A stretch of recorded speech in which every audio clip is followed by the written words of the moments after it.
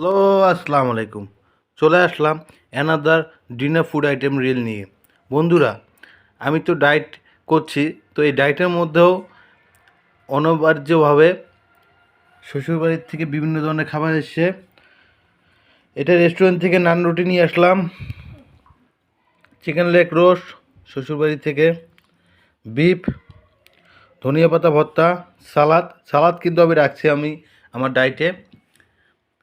আর ডিজার্টে আছে পিঠা আছে, পাটিসাপটা পিঠা,